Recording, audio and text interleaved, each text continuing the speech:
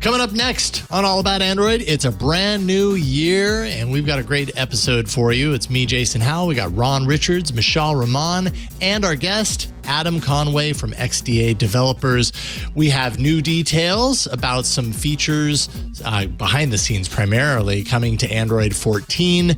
Android is getting MagSafe support. That's really exciting. 3 whopping years of Google's hardware plans leaked out a few weeks ago, and we kind of walked through what that roadmap looks like. YouTube and YouTube TV getting the NFL Sunday Ticket. Why you should probably think twice about sticking with LastPass. Your feedback and a whole lot more next on All About Android.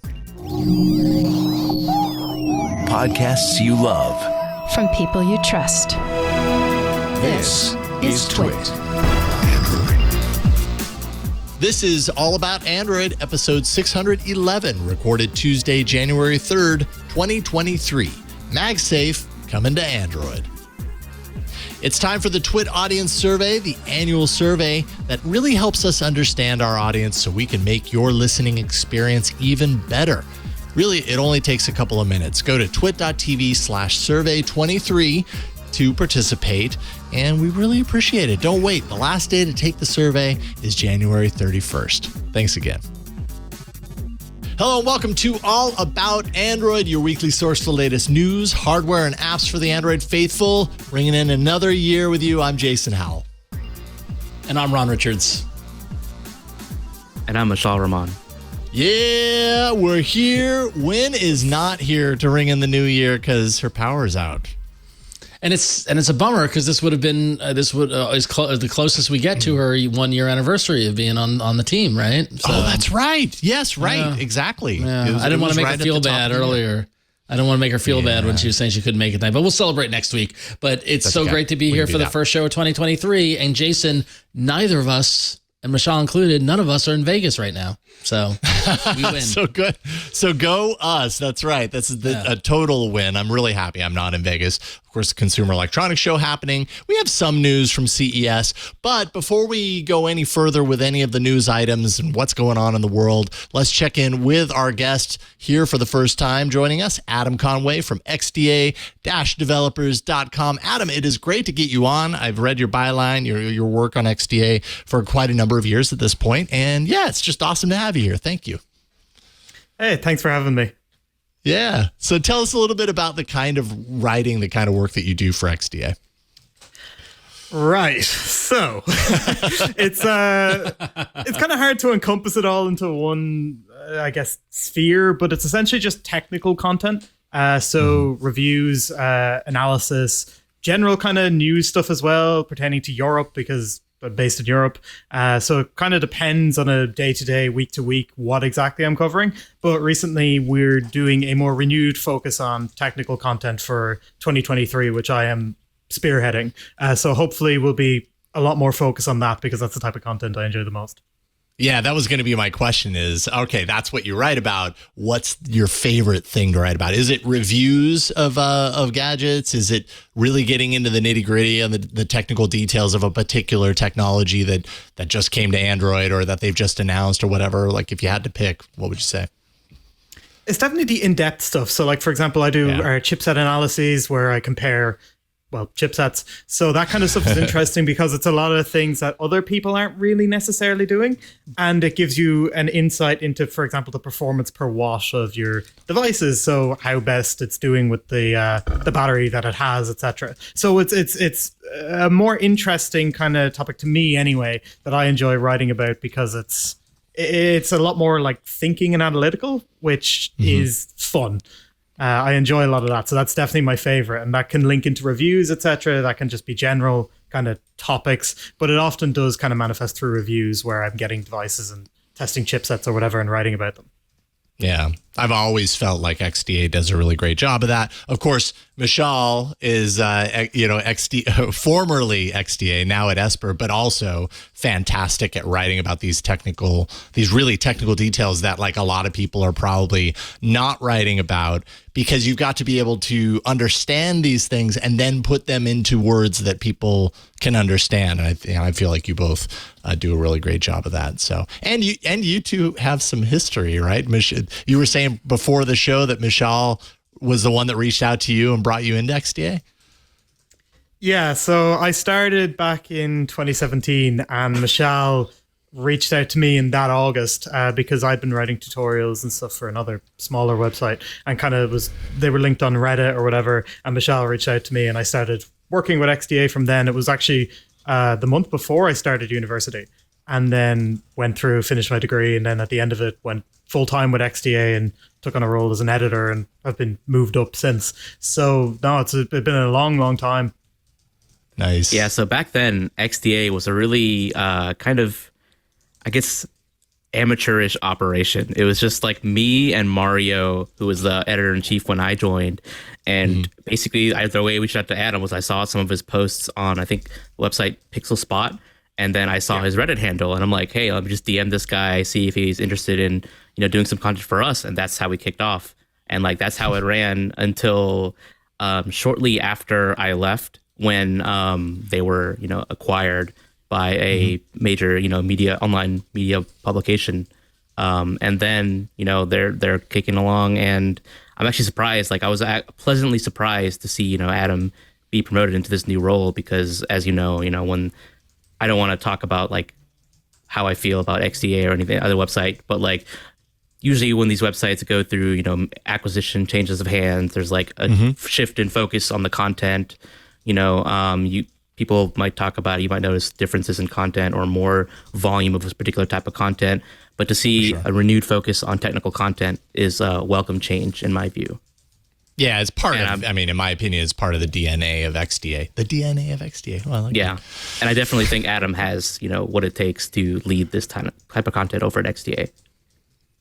Right on. Yeah, I definitely think it's definitely important for what XDA is and what it's known for. And I'm really glad as well that because like you say, it's no secret that, any company that purchases another media company may wish to change its direction or whatever. It's not just exclusive to Valnet or anything. It's any major company. So I'm really glad that Valnet has kind of recognized the importance of what technical analysis is to XDA and wants to actually help it flourish and grow. And I'm really grateful to be able to do that. So hopefully over 2023, it can grow and improve and get even better.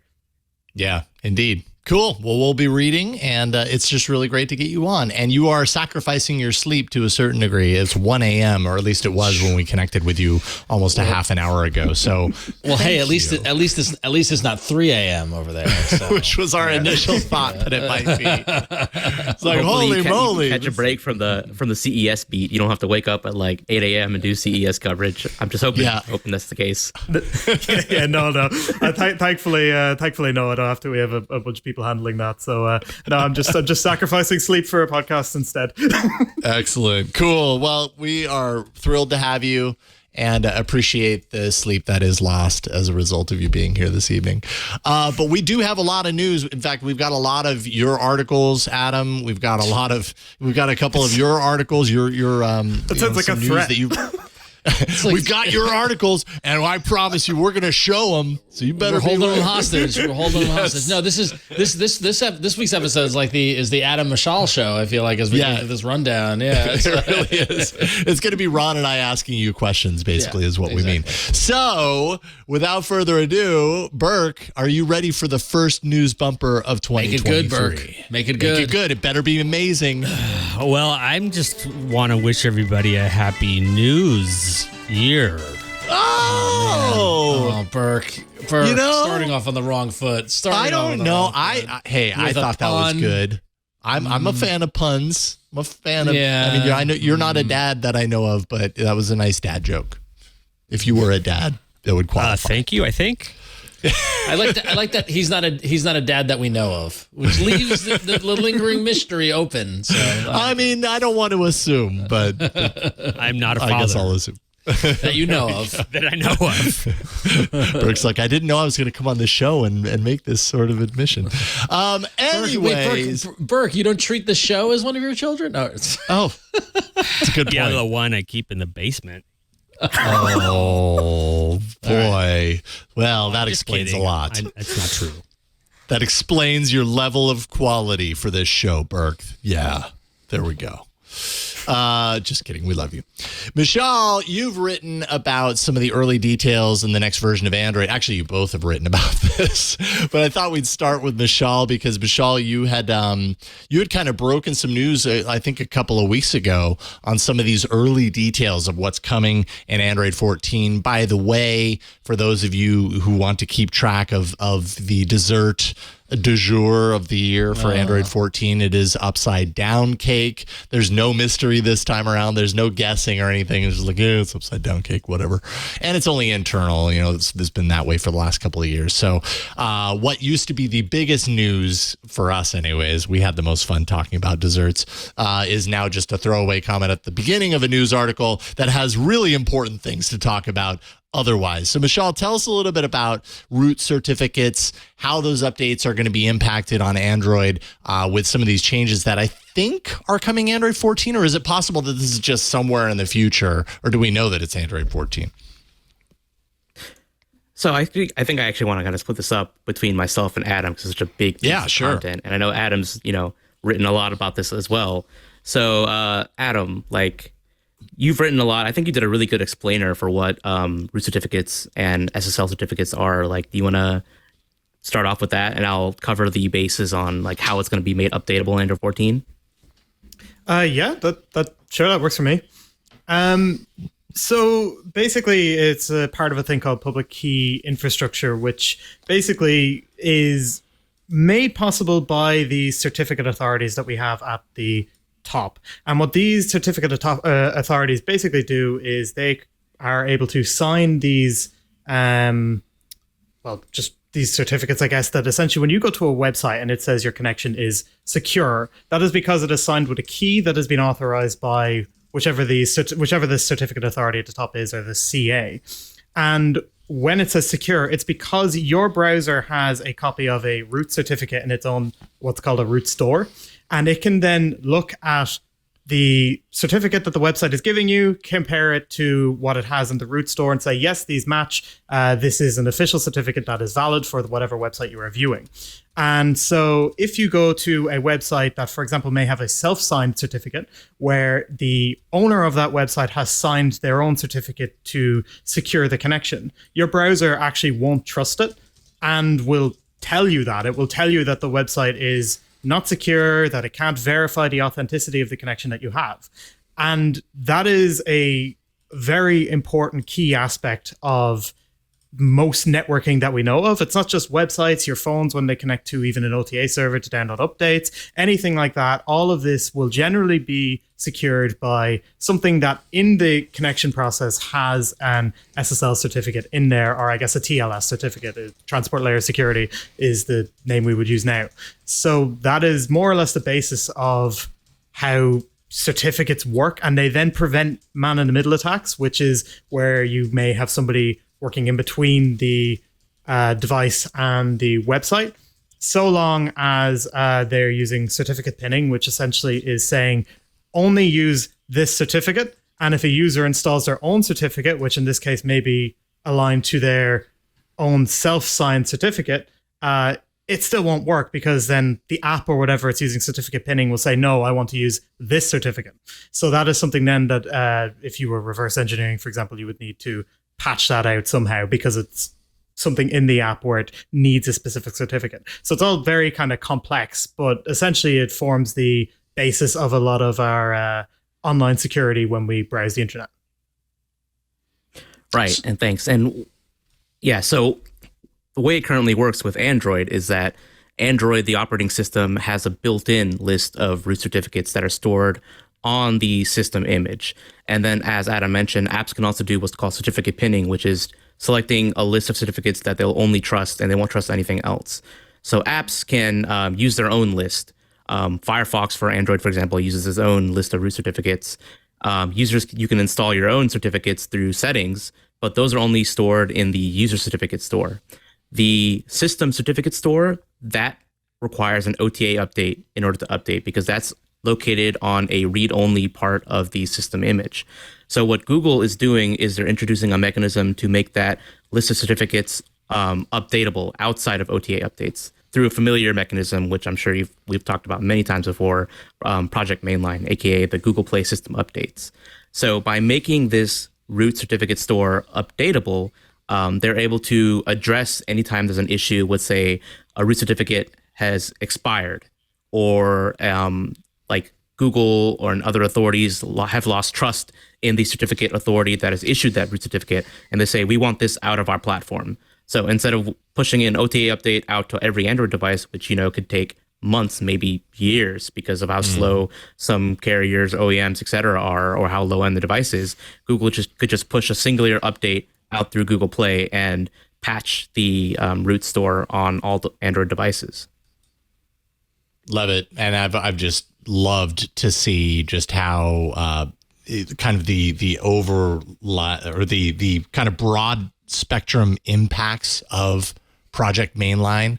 And anytime there's this like new aspect of Android that's fed into the Mainline infrastructure, it feels so like such confirmation of what Mainline has always been intended to do, was really kind of break the reality of needing to do an OTA update, and just the fact that so many of these devices never receive those things, therefore they never receive those features, those updates. So that seems like a really important component to kind of make its way into Mainline. That's pretty awesome. Have we heard about any other Mainline kind of features or anything like that kind of on the horizon? Like I imagine Google's not just, putting this one thing, into the Mainline infrastructure. There's probably going to be more, I would imagine. Well, actually, the very next piece of news that's on our list is also related to Project Mainline, as it just so happens. There you go. So tell us all about it. You're of course Funny talking you should about ask that, Jason. Health Connect. See, sometimes you just like throw it in the air and it's like they hit it down. Health Connect. Yeah, is this the API you're talking about? Yes, this is what I was talking about. So I also, did the reporting on this, but my former colleague Adam also did an extensive article in explaining what Health Connect is. So kind of wanted to also split this up. So Adam, why don't you, tell our listeners what is Health Connect and like what's so cool about it? So Health Connect is actually really, really interesting, because let's say you have a Mi Fit band, and now this isn't compatible with Mi Fit, but this is just as an example.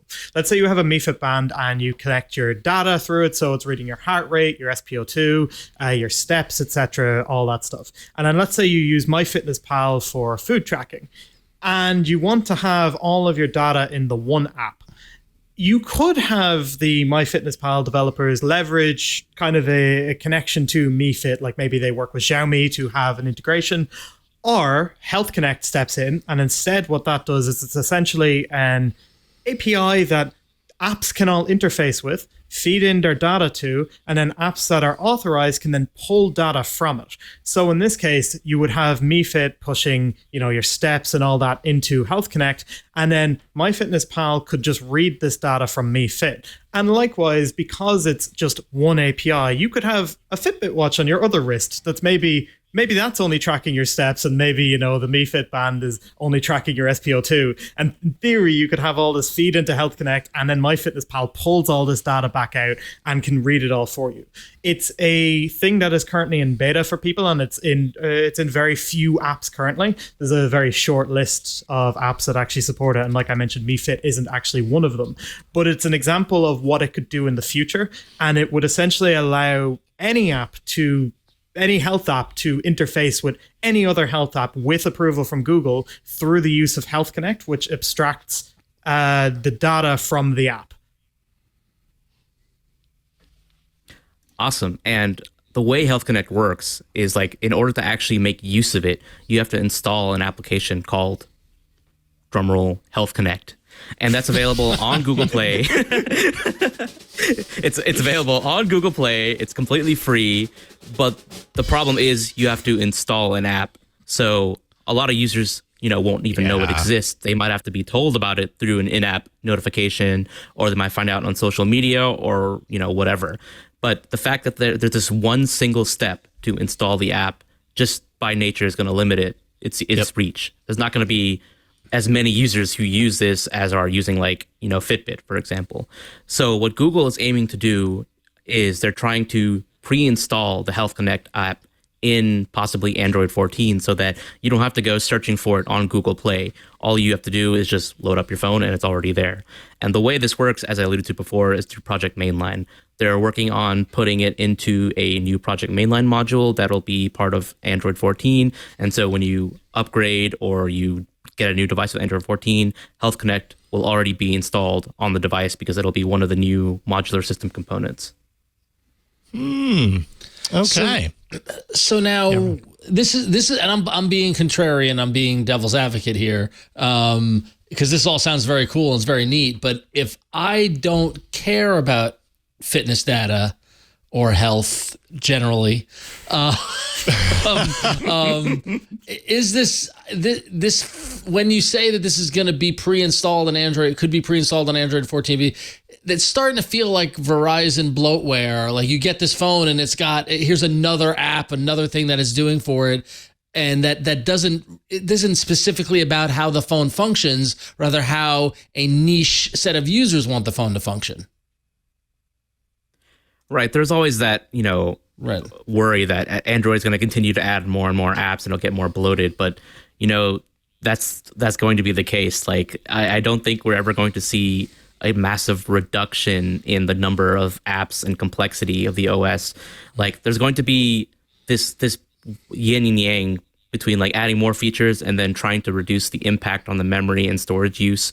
Like, there's other things going on that'll mitigate some of that. But, there's always going to be added complexity. Like, I don't think Android as an OS is going to get less complex as, time passes.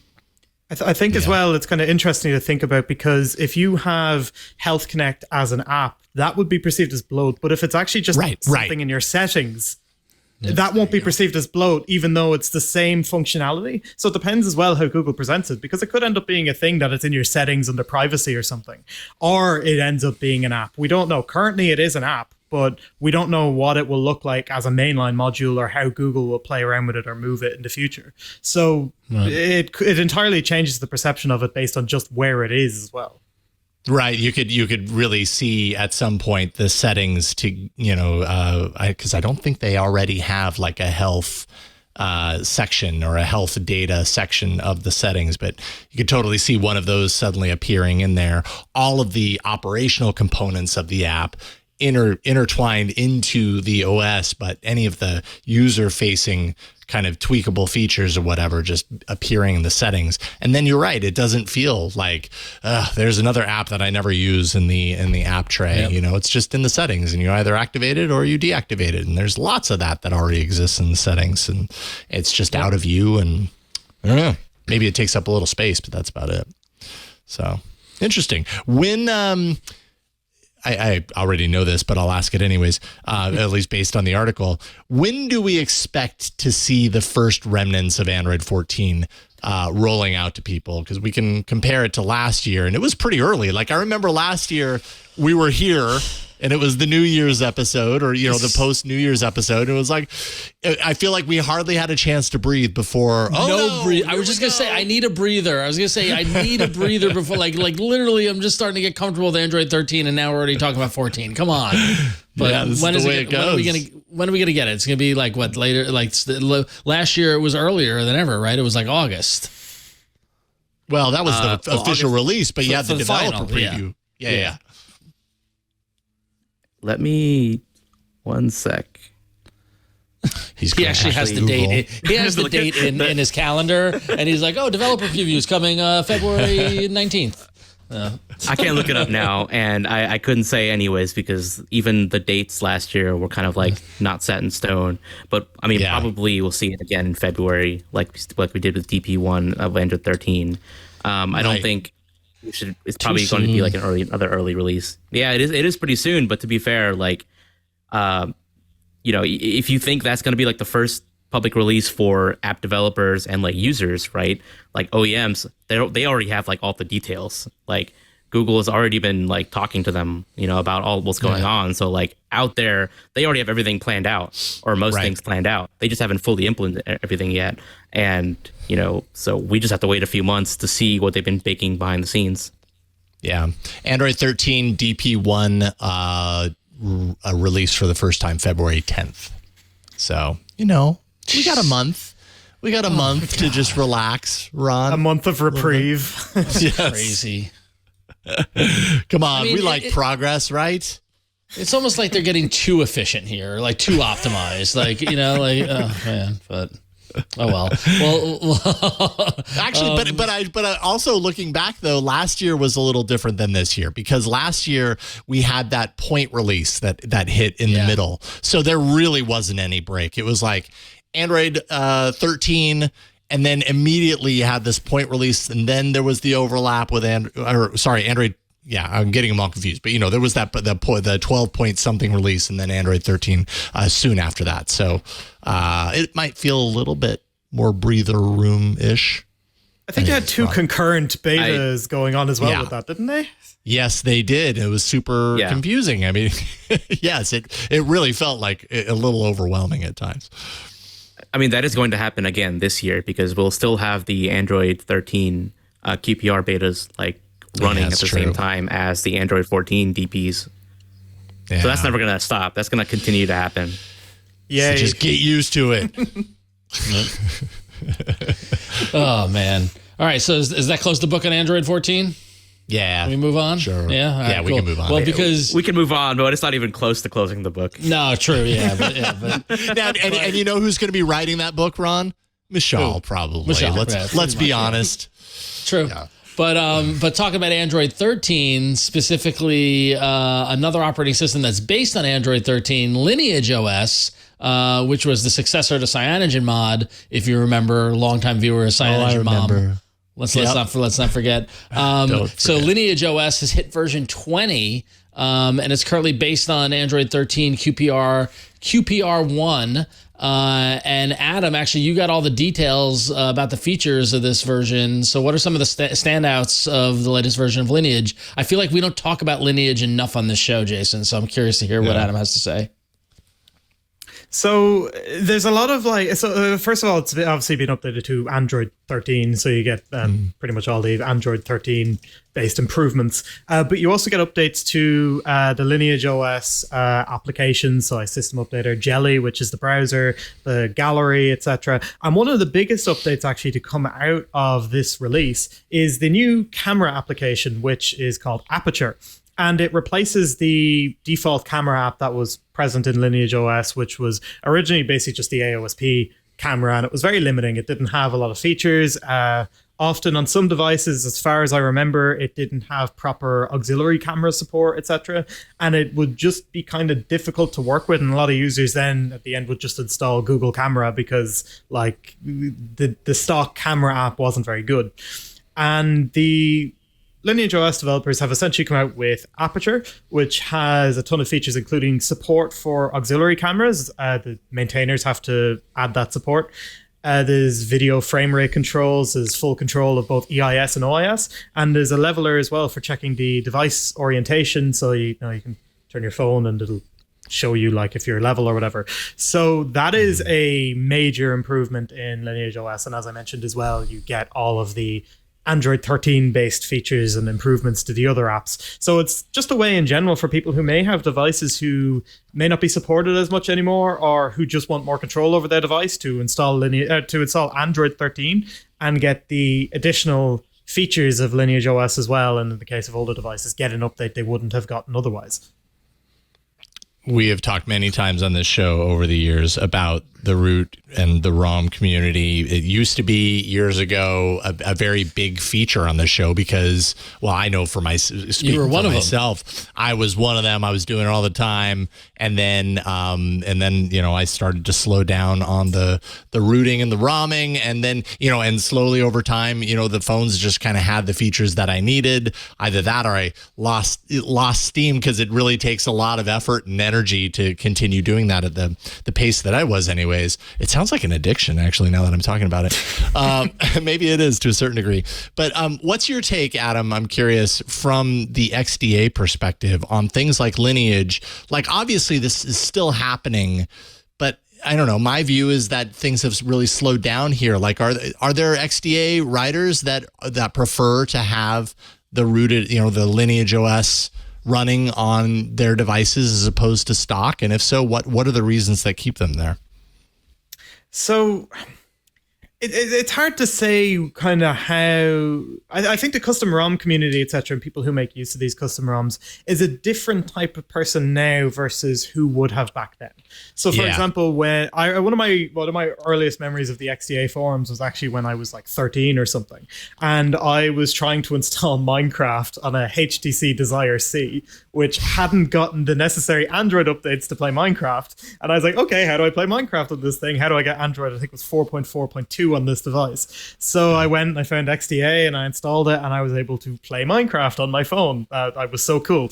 And at that point, that was the utility of it for me, was being able to get a game on my phone that had never received an update, basically.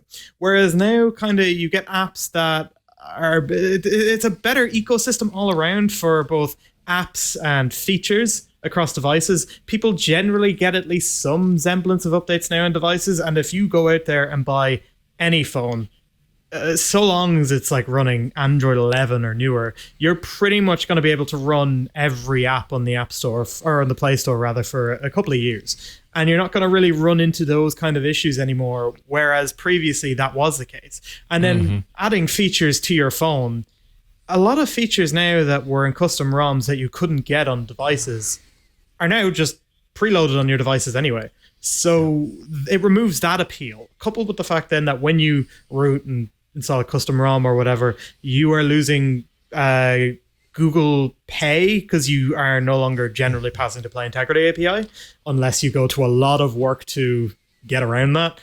It serves as a deterrent. So I think now people that want to use the likes of LineageOS, etc., are doing it for a different reason than just wanting features, wanting games, wanting more control over the device. It's primarily, I feel like, get away from Google, because most people now that I know that use LineageOS are trying to get away from Google on their devices, and I think that is the big appeal.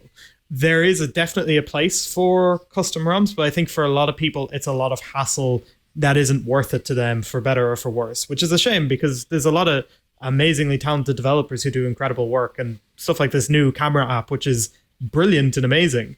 There are fewer and fewer developers who have the interest to want to do this because there aren't as many people interested in using it, which I think isn't great. I think that overall people have kind of become happier with their devices in general, which is a good thing.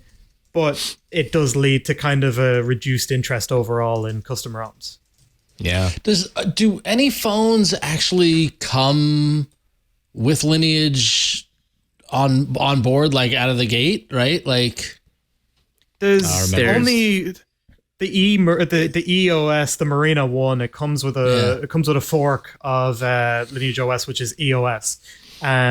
I think that's the only device I know of that really comes with anything that's Lineage based.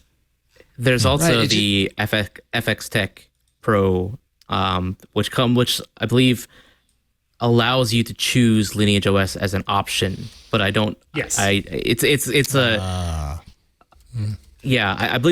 believe that you can choose to include LineageOS by default. Yeah, and I believe they also do ship regular Android builds as another option.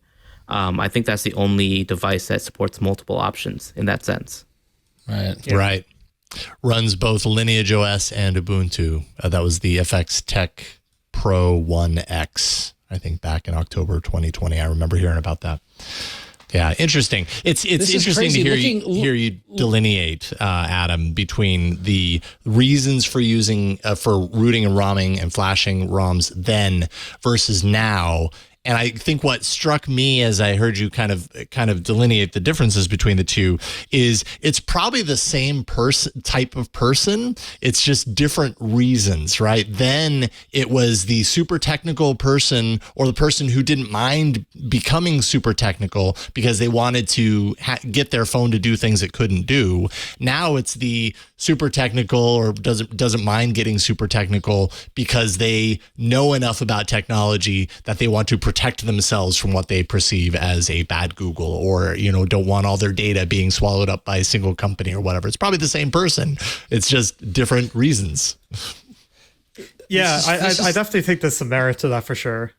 Yeah. So on the Lineage's website, they actually, if you go to stats.lineageos.org, they publicly share the total number of active installs of the OS, and they're up to 3.6 million as of today.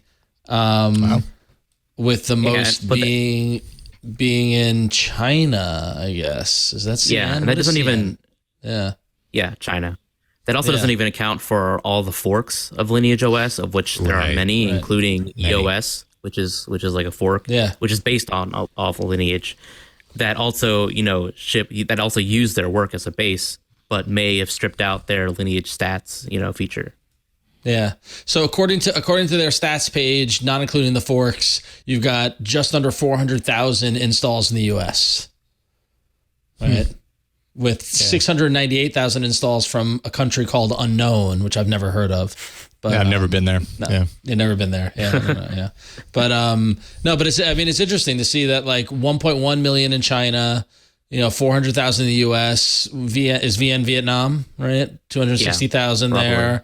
104,000 in India, right? Like that's, but it's that's 3.6 is a good number, but it's when you think about it, the number of Android devices out in the world, that is a drop in the bucket. That is not a lot. Oh, for sure. That India number is probably way higher if you're looking at total number of custom ROM users, considering how prevalent the percentage of users from India is on XDA forums. There's just so many from India in particular who are going on the forums to flash a custom ROM onto the device, and it may or may not be LineageOS because there's so many different options available. And a lot of them use the work that the LineageOS maintainer have done to support AOSP on their devices, even though they might not be using LineageOS itself. Fascinating. Yeah. I agree, Ron. Same cool. Word to describe it.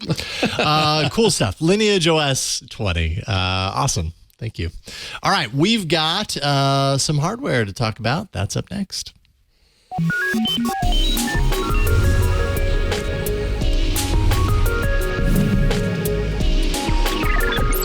So, Jason, as you're doing the rundown on the doc, I was cursing you because I can never pronounce QI wireless chart Qi. It's Qi, right? Yeah. Okay. So I that's what I say. I don't know. Is it Qi or Qi? Qi chart. Anyway, so, I've always said Qi. Qi. Yeah. Okay. Well, regardless, I said Qi as well. Yeah. All right, so Qi all around, Qi for everybody. There it is. Thanks to the new Qi2 wireless charging standard that was announced today at CES during the Wireless Power Consortium, which, by the way, if you're looking for a good time in Vegas, it's the Wireless Power Consortium. That's where you want to be. That's where all the action happens. But at that consortium, it was announced that with Qi2 wireless MagSafe tech is coming to Android. This is made popularized by the Apple iPhones line of phones, but it's slotted to arrive near the end of the year. And Qi2 will be up to 15 watt initially, which is what iPhones initially can support. And that will go up once the specifications are completed. So if you've been jealous of your iPhone friends who can use the MagSafe kind of connector, wireless connector to charge their phone, it's coming to Android. So there it is. So okay, I've never used MagSafe, so I can't really speak to how convenient it is or anything. But my wife has an iPhone and has a phone and I got her the MagSafe thing, and it snaps into place. That's all. It just click And so it's nice, I guess, but it's not like it's changed her life in any way, shape, or form. So it snaps into place. So it's the magnet, obviously, that snaps it there. But then the wireless charging. Basically, she at the end of the day, she just puts her phone on the base. It snaps into place, and she goes to sleep, and she wakes up and it's charged. So that's about it. I definitely say it solves a problem in that a lot of times. A lot of like low end wireless chargers don't really have good indicators whether or not you're actually charging, or you might put down your phone, but it's barely misaligned, and it's like kind of on off charging, and that's losing a lot of energy and like causing your phone to heat up a lot. Yeah, and this is solving by making sure. I've run into many problems with that where, like, let's say it's at night and I'm using my phone, and I take it off the charging station. I'm like, right, well, I'm going to scroll Twitter for a bit. And then I get tired and I put it down, realize I did not put it down correctly. And I wake up, my phone's dead and I need to leave in 20 minutes. Yeah. What, your phone doesn't support 200 watt charging in that case? You can charge it from 0 to 100? It's a Google Pixel currently, so God. No, it doesn't. It definitely does not, if that's the case. Okay, so I guess where my confusion was coming in is like, well, okay, so our Android phones already have wireless charging. So is the spec the magnet that holds it into place? It's not like the magnet is transferring the data or transferring the energy itself. The magnet's purely just holding it into place so that the wireless charging that already exists can pass through. Or does this change that wireless or that spec at all as far as how that wireless charging takes place outside of the magnet? So disclaimer, I haven't looked at the Qi2 spec, and I'm pretty sure the press release says that it's going to be published later this year. So I don't think it's even right. Okay, so we don't even really know. But like, as you mentioned, like what it does add seems to just be the magnets, the magnetic hold. Okay. The charging itself will probably be the same. And what they're probably going to do is they're going to standardize the way those magnets are aligned so that, like right now, if you get like a MagSafe compatible charger, like there were some reports where like people earlier have tried, hey, this Pixel phone actually supports MagSafe. Well, kind of doesn't. Like you can put it on, it might attach a little bit, but the connection isn't really secure. So probably what they're going to standardize is like the way the magnets are aligned on the phone end and like the charger end, so that if you have a Qi2 compatible charger and a Qi2 compatible phone, those will always align. Got it. And that's incredibly convenient. I've totally had that situation where I put my phone on the wireless charger and go to bed and wake up in the morning and it hasn't charged a single percent. Like, no, never again. So, I mean, I just I have a wireless charger here. I never use it. I just plug in my phone just because, like. Yep, that's the same as me. Yeah, me too. Like, why? Like, I just don't need it. Yeah, but I'm realizing as we talk about this more, if I knew that just setting it on there, it snapped into place and there was no ambiguity about it, I would totally use it. So maybe that is the missing piece for wireless charging in my life. I don't know. So we, of course we were gone for a couple of weeks on a holiday break. You got a best of last week, so you didn't miss any, well, you missed a live show, but we didn't skip an episode. During that time, there has been news, of course, a lot of security news in the past couple of weeks, which we can talk about that a little bit later when we get to feedback. But there was this big story, this leak that happened. It was shared by Android Authority that reportedly spelled out the next 3 years of Google's hardware plans. And so, of course, with this report, take it with a grain of salt. Although, as you know, as fans of All About Android, we love talking about rumors just as much as news. So I don't know. It's fun to dive into it. It's fun to imagine the world as specified by some of these rumors, and especially in this regard. So, Adam, you wrote about this. First of all, we are at the very beginning of 2023. According to this, what are we looking forward to happening in 2023? Is it any different than what we've already kind of guessed is going to happen? We got the Pixel tablet and, an A series release and whatever else, maybe a foldable.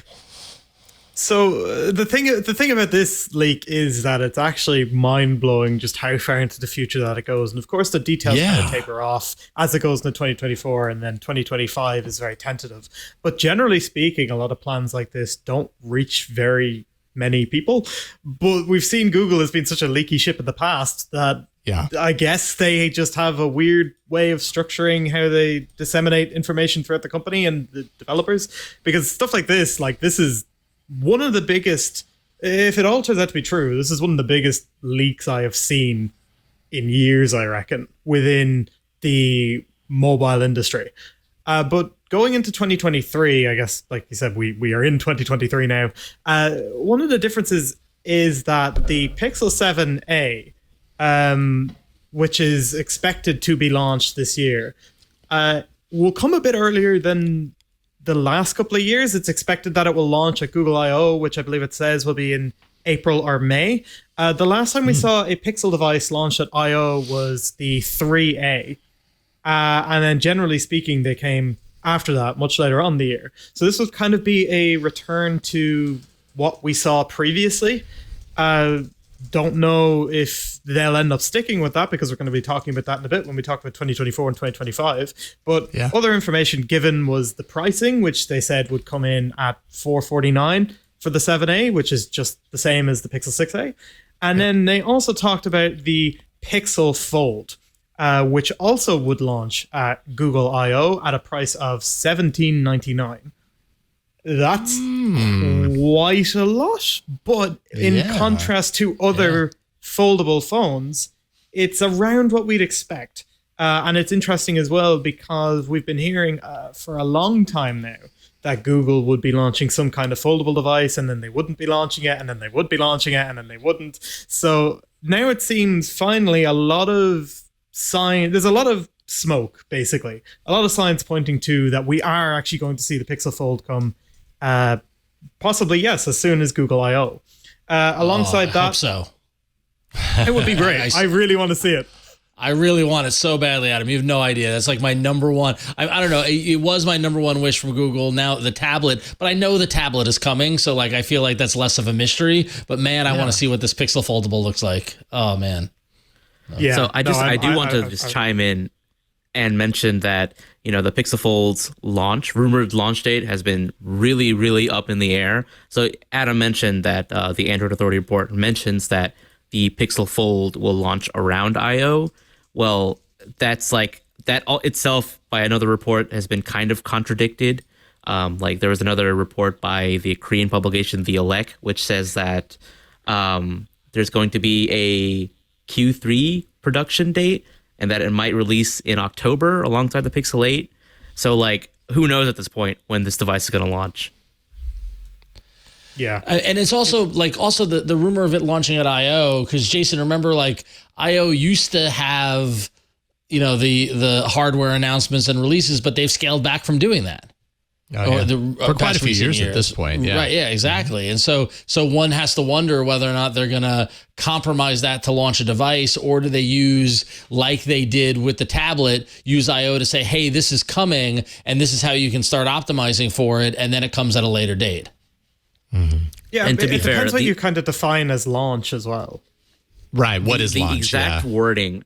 I'd just like to point out the exact wording in the Android Authority article says that those two phones, the Pixel 7a and the Pixel Fold, will launch around Google I/O in April or May. It doesn't say specifically at I/O, so you know there's a lot of ambiguity there. Yeah, loose. Yeah.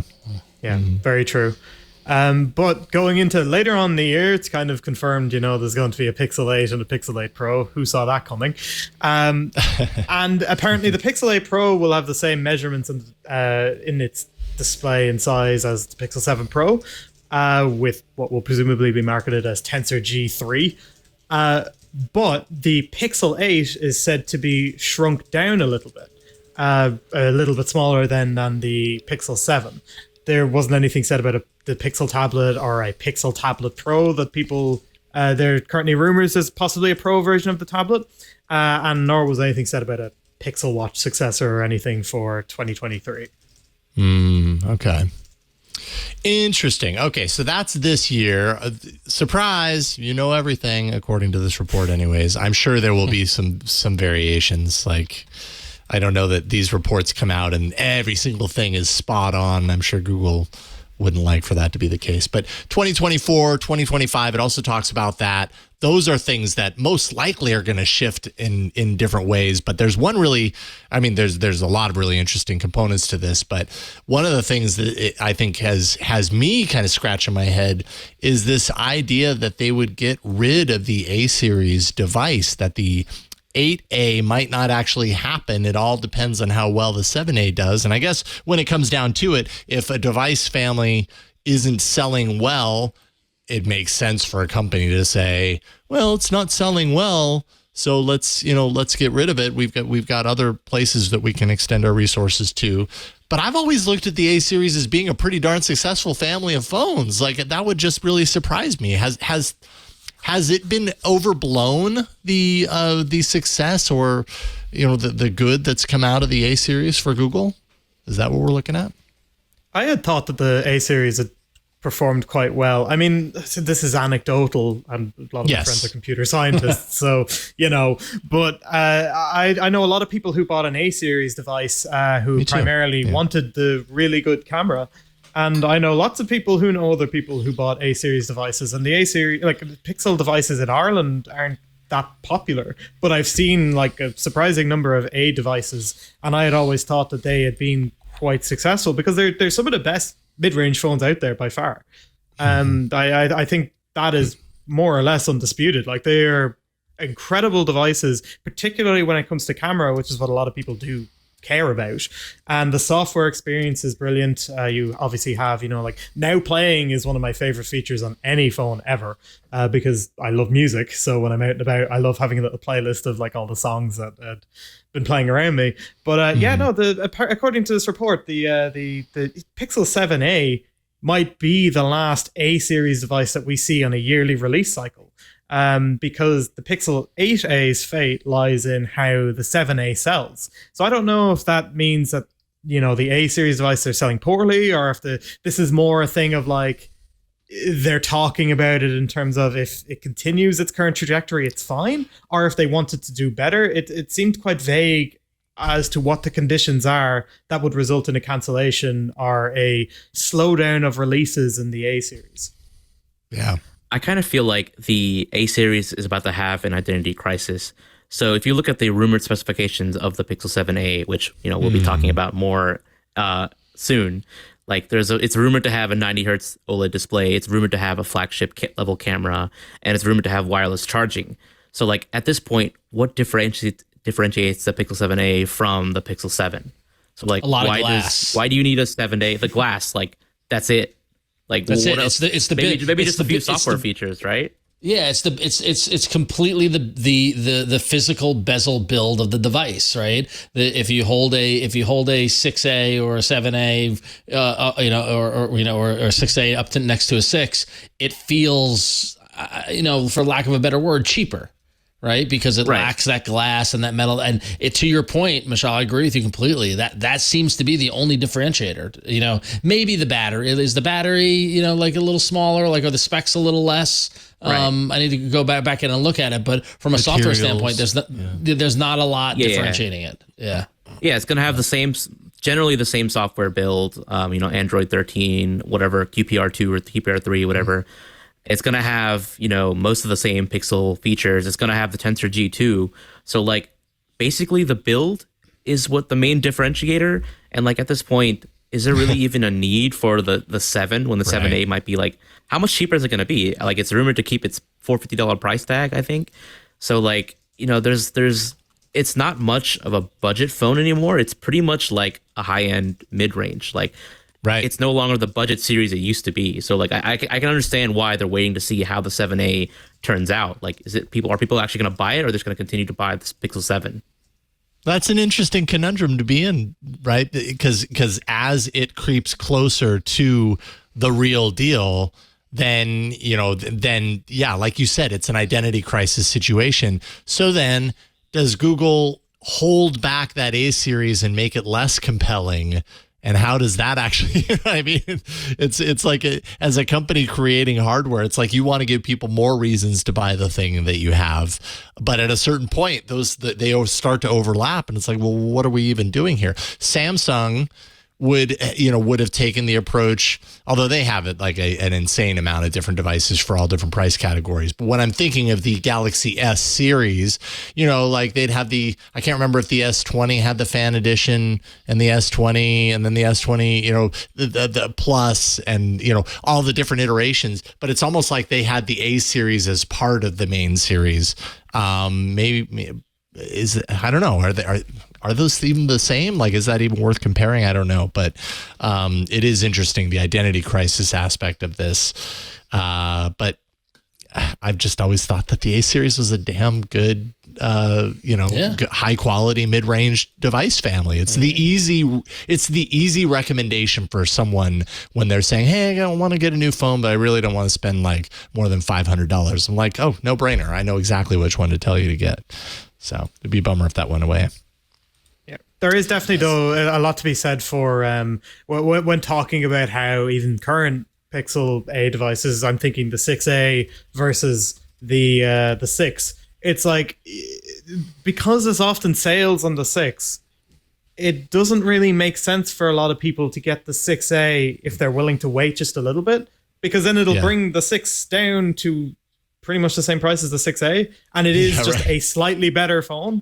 And we're already, like you say, I mean, like the 7A is going to be a lot worse because it's going to have a 90 hertz display, etc., narrowing the gap even further. So then it's like, well, where do these devices sit next to each other? How close are they in terms of specifications? Is it which is worth actually buying? And is there a point to buying one of them? Because it could be the case that the 7A makes the 7 redundant, because you could be saving money and losing out on barely anything.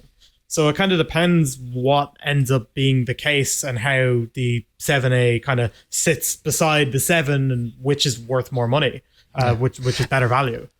And I do feel we have to give voice to dear old Burke behind the scenes, who's ranting in our Slack that only we can see about the biggest differentiator being the screen size. Being that the A model being a smaller screen than both than obviously than the Pro, but also the regular model. So that's a big aspect of it as well. Again, going back to the physical presence of it. So yeah. But that kind of ties us into this the Google Pixel 9 then, and what's said about where the future goes for that, because it's said that there's going to be 3 devices. With kind of taking a page out of Apple's book, with a smaller Pixel 9, then what is essentially a Pixel 9 Pro, which is again on the smaller side, and then what can be described as a Pixel 9 Pro Max, obviously not an actual official name, but they're going already for kind of having a differentiation in sizing with smaller devices, which apparently the first is going to be the Google Pixel 8, and then see that come back with the 9, and then a larger phone and a smaller Pro version.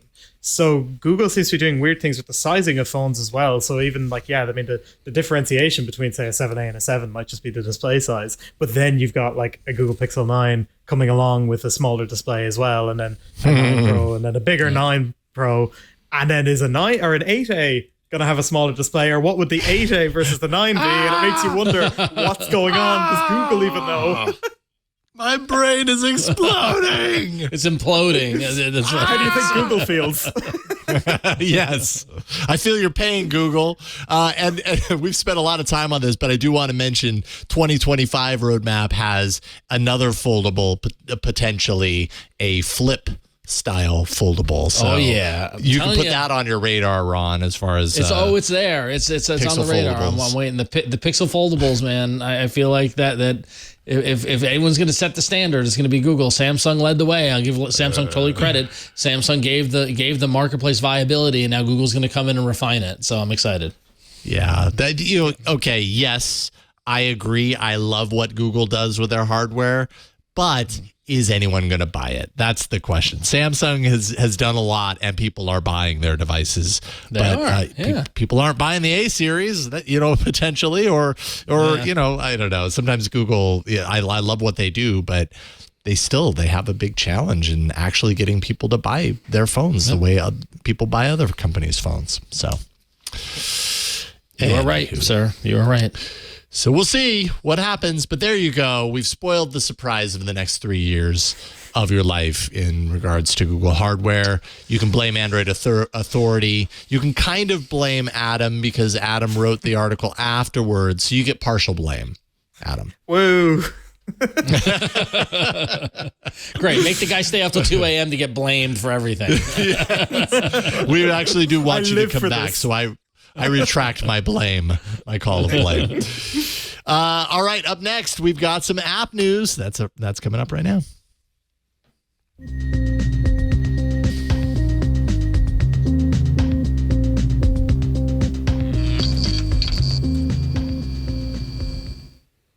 All right, Intel is releasing the new Unison app for cross-device syncing. This was actually first announced in November of last year. And so, syncing between our Android device and our computer, like I don't have a Windows PC, so I don't know exactly, at least from experience, what was possible before. I feel like I've heard, I know that you can do this syncing easily with Chromebooks. That functionality has been brought in. What is different, Michelle? Because you were the one that kind of brought this to my attention. What does this enable that wasn't easy or wasn't possible before? How is this different? So to be honest, it isn't different. There are a whole lot of apps that promise this kind of cross-device syncing functionality. Microsoft has their own, it's called Phone Link. Used to be called Your Phone. And now Intel has Unison, which supports Android and iOS. So Microsoft's Phone Link only supports syncing calls, text, notifications, etc. between your Windows PC and your Android phone. Whereas Intel Unison supports doing the same, but also with your iPhone, if you have one. Oh, okay. All right. But you still have to pick one device for the syncing. I think I read that. So, if you've got multiple devices, only one of those can be syncing at once. You can't have all of your Android and iPhones syncing at the same time. That's probably a problem for a very small number of people. But there you go. You got to start somewhere. Cool. Right. Well, I guess there is something to note is that the fact that a big company like Intel is doing this is what makes it more noteworthy than, there are a lot of apps you could probably download that do this kind of functionality, but having Intel backing it, they did promise there's going to be some specific optimizations that are kind of not really detailed in, we don't exactly know what the optimizations are, but there's going to be optimizations for syncing files, etc. if you have a 13th generation, Intel Evo processor, on your PC and you use Android or iOS. Like, we don't exactly know what is better about it, but the fact that it's Intel pushing it and they're presumably going to be working with some PC makers to possibly bake this in, it's going to make things a little more convenient for users and possibly more energy efficient. And of course, we all know that Google announced their own take on cross-device functionality at last CES. That still hasn't been rolled out yet. But who knows? Maybe later this week they could announce, that rollout of that feature finally. And there's the battle of these titans with all their PC, Android, syncing and functionality, and who's going to do it best. Yeah, they all want to sync the things. Who's going to be the one that you choose? Yeah. Cool. So that's Intel's Unison app. I'm imagining it's in the Play Store at this point. I did not actually search for the link for that. Yeah, it's on the Play Store. Play Store Intel. And Microsoft Store, and presumably the Apple App Store, but I haven't checked. Okay, yes. Intel with a huge registered sign, Unison with a huge TM sign. Intel R, Unison TM. They gotta get legal is fun. Yes, isn't it fun? Okay, cool. That's in there now. Ron, you got the next one. Yeah. So, Jason, I don't know if you remember a couple of months ago on my Google TV, Chromecast, blah blah blah. I'd stepped on the remote and disabled it somehow and couldn't get it to work. And it turns out I had done some setting or whatever. Something happened. I forget exactly what happened. But I was able to work around it was the fact that I remember that the Google Home app had a remote control function within the Google Home app to control Google TVs, which was so cool and was a great little workaround if you lose your remote. And now they seem to be expanding that to other supported TVs because as long as your supported TV has the ability to support Nest Hub control, the Android TV remote built into the Google Home app will work with it and control that TV. As of now, LG and Samsung TVs owners are seeing these controls, and it's just another little cool way. You remember at I/O how they talked about Home was connecting the whole ecosystem, and the upgrades that they were making to the app were going to make it even more easier to connect things and bring them all together and make that the main hub of access. And this is just another example of it. So this is a neat little thing. If you have the Google Home app, you have an LG or Samsung TV, or maybe other TVs are going to start supporting it. Take a look at it. If you want to use your phone as a remote control, you can use the Google Home app. So pretty neat. This just made me realize I don't know that I've received the new Home update. You know how they recently pushed out? I don't know. I can't tell if I did or didn't. I don't think I did, but I don't know. I was thinking. It's too close. If I did, it's too close. I was thinking that the other day too, Jason, because I got hit with one of those like modals on the app. It's like, tell us how you like the new app, and I'm like, is it the new app? Like, I can't really tell. Really? So yeah. You see, one of the things I absolutely love this feature for is like, when you have food or whatever, you sit down on the couch, you go reach for the remote to go turn it on and watch something, and then you realize the remote is halfway across the room. There's no way I want to get up and get the remote. I don't want to do that. I have my phone, so this saves a lot of hassle for me because even like when Chromecast got support for having a remote built into Google Home app, it was a lifesaver for the number of times that I forgot where the remote was and I wasn't bothered looking for it. So I think a lot of people who have Samsung and LG TVs will love this. I completely agree, Adam. The Android TV remote app was horrible, but and this was before it was integrated into the Home app, right? It was just that app. It was horrible, but for those few times where I'm like, I want to watch something, damn it, and I've spent 10, 15 minutes trying to find the remote, it was nice to just be able to pick up my phone and just be like, just play. Be done with it. Yeah. I can tell you, when I was locked out of the remote, when the remote just was non-responsive, this totally saved it. So it was great. So yeah. So there you go. And then we have the NFL ridiculous. Sunday Ticket, football. Brr. If you're a football fan, and there was once upon a time, my wife and I were football fans enough that we would buy the Sunday Ticket on DirecTV. We probably did it like 5 years straight. This was before we had kids. Once we had kids, we stopped watching football altogether. It's like we lost our extra time to watch football. But it was incredibly expensive.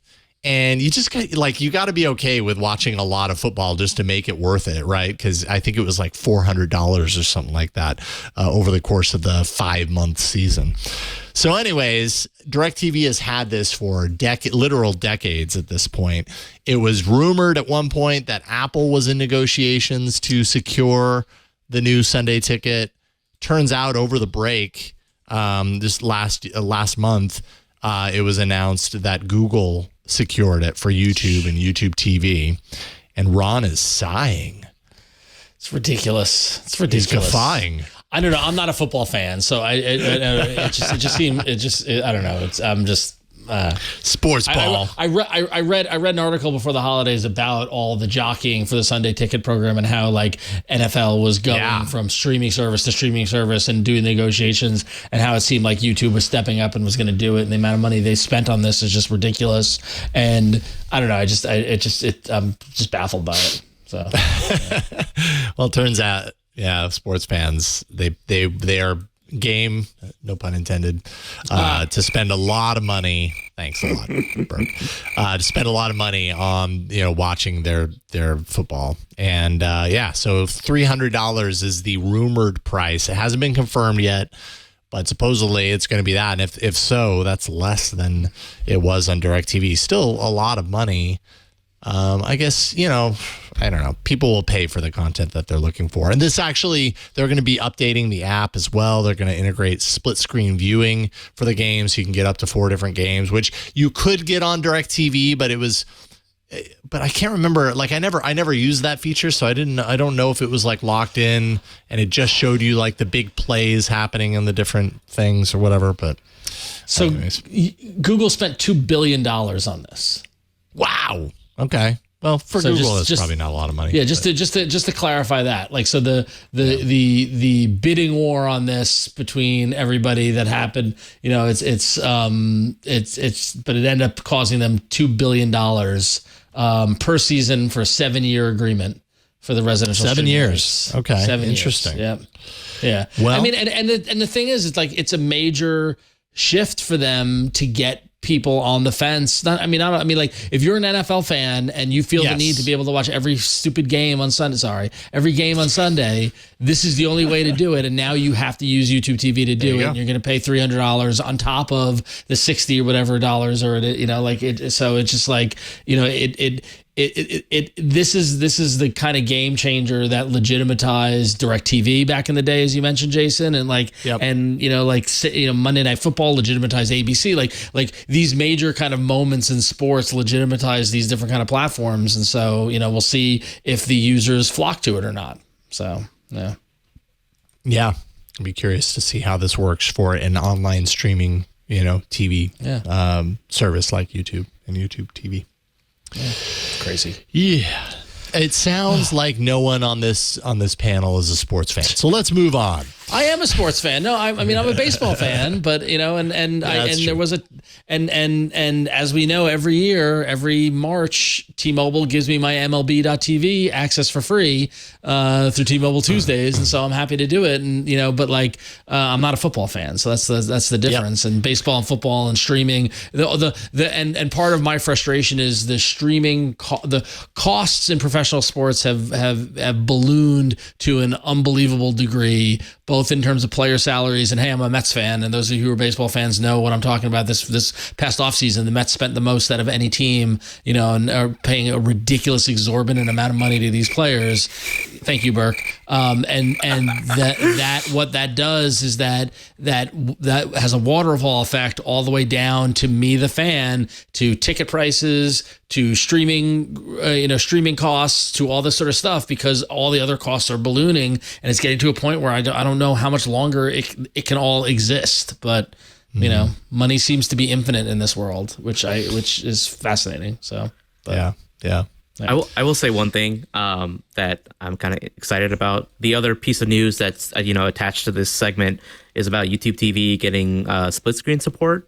And I'm curious to see, as we progress through this deal, as they actually start airing the games, like what other improvements they'll be adding to YouTube TV, and maybe that'll trickle down to regular YouTube. It's a big investment by Google, so obviously they're gonna do a lot to make the experience as good as possible, so that people will continue to subscribe. So hopefully we'll see a lot of improvements that will actually benefit us, even if you don't use or watch NFL.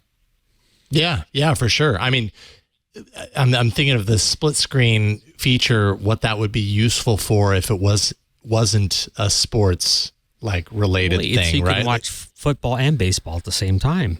Well, yeah. Right? Well, that's what I mean. Yeah, sports related, it makes a lot of sense. If you've got multiple sports networks or whatever, you could have, it would be really great for sports bars. To be let's pull up our own grid of 4 channels or whatever. But you're probably not going to, pull up Titanic on one and Strange Brew on the other. And I mean, I have a friend who has DirecTV, and yes, he's into sports, but I guess DirecTV has a setting where you can have 4 channels up at the same time, and while he's working, he's got CNN and MSNBC and Fox and every news channel. Okay, that would work. because he's a news junkie in that regard. For me, that's maddening. I just want to watch one thing at a time, and I don't. And like when Picture in Picture first came out, I was like, great, you can watch the game in one thing while you're watching the show and the other. I'm like, no, I just want to watch one thing, and I just want to have a little bit of focus and respect for what I'm watching. But no, I mean, I'll say I'd love to have split screen support in like a streaming service. I know like Adam and I are both esports fans, though, of like different esports, but like I would love to be able to watch 2 different streams of like 2 different matches being played, you know, of some tournament going on. And I'm sure, you know, anyone who watches an esport will like have that conundrum of like, how do I watch 2 different streams at the same time? Oh, there you go. Demonstrating our own. We can do it on Twitch. Why is this so hard? Why can't YouTube? Come on. It is very much a common. It is a common problem in esports, like Michelle mentions, where, like, for example, both him and I are fans of CS:GO, Counter-Strike, and they'll often have 2 games going on at once, but especially in group stages. But obviously, you can really only watch one or the other. So a built-in split screen option would be great, because otherwise, what ends up happening is I end up either just having 2 Chrome windows on my PC, or I'll pull out like my phone and a tablet and have both. I was just gonna say, you do multiple devices. And I feel like of all the things to watch, esports should be at the forefront of like a split screen. Like it seems to lend itself to that so much more than other kind of things. So shocking that nobody's really stepped up and provided that as a service yet. But like Twitch or something, right? Yeah. So, yeah, true. Crazy. All right. Well, moving on from YouTube TV and sticking on Google, we're going to get our first tip from our good friend JR Raphael of 2023. And it's about everyone's favorite kind of app category, selfie apps. So JR, let's hear what you got to say. Hey, Happy New Year. So, we're in a little bit of an awkward time here. Technically, the winter break is over. We're back. We're here physically, even if not entirely mentally. And that's just it. I don't know about you, but my brain is definitely not fully powered up yet. I don't feel like thinking about productivity or trying to get anything important accomplished. So for this first tip of 2023, I thought we'd do something a little different, something slightly silly. And I want to introduce you to a pair of pretty random, off the beaten path Google apps that I'd honestly be pretty surprised if you had any idea that they existed. They're called Fabby, not Flabby, mind you, but Fabby. They come from Google's research division. And the first Fabby app is a selfie art camera. It lets you superimpose yourself in front of all sorts of different animated backgrounds, like a bunch of twirling donuts, for instance. Hey, why not? Tasty as those may be, though, my favorite Fabby app is actually this next one. It's called Fabby Look, and it lets you change your hair to all sorts of wild colors in real time. All you do is swipe or tap on the screen, and bam, you can see yourself with all sorts of different looks. Red, orange, blue hair, whatever style you like. Personally, I think the Smurf vibe might be a pretty good look for me in 2023. Yeah, maybe not. You can check out both the Google-made Fabby apps in the Play Store. They're free. There's nothing particularly unusual with them as far as permissions or data access go. Honestly, I'd be surprised if anyone at Google even remembered that these things still existed. But hey, they're fun to play around with even so. And if you want more fun stuff in your inbox each and every week, join me for my free Android Intelligence newsletter. Brings you 3 new things to try every Friday. No cost, no catch. Just head over to androidintel.net/twit to get yourself started. That's androidintel.net/twit. I'll see you there, and I'll see you right back here next week. Everybody loves a good selfie hair color changing app. I am shocked that this most everybody. I am my daughter loves it on the stupid Instagram filters. She makes we change her hair color on the phone, stuff like that. But shocked that this is coming from Mountain View. So I mean, I had never heard of these, and I think Chair's probably right. I don't know that Google remembers that they made them. I'm just kind of like the hair color changer just seems like a feature of another app, not like an app that you've. But it almost reminds me of the old Microsoft Garage stuff that we had. Yeah, that's true. Getting, hey, here's a fun experiment. Like somebody's figured out how to do this, and they just put it out anyway. So I liked it when Microsoft and Google had more R&D like and put things out into the world like this Playful. sort of stuff. Yeah, exactly. Yeah. It's actually useful as well, because my girlfriend recently, she was trying to figure out what color to dye her hair, and she asked me, are there any apps that can replace your hair? And me not knowing about Fabby look, I was like, I don't know. If it was a week ago, I could have said to her, yeah, check out this app from research at Google that apparently nobody at Google probably knows about at this stage. She would have been like, you are brilliant. How did you know about this random app that's about changing hair color? And then I tell her, check out all about Android. So what's interesting is that I did click on the Google Play Store to see what other apps exist under the account research at Google. And there are 7, including the 2 Fabby apps. There are 5 other apps that they have in there. One being Live Transcribe and Notification, which seems kind of familiar. Yeah, right. Yep, And that's got talked about that one. Yeah, exactly. We talked about that one. But AI Test Kitchen and the old Soli Sandbox.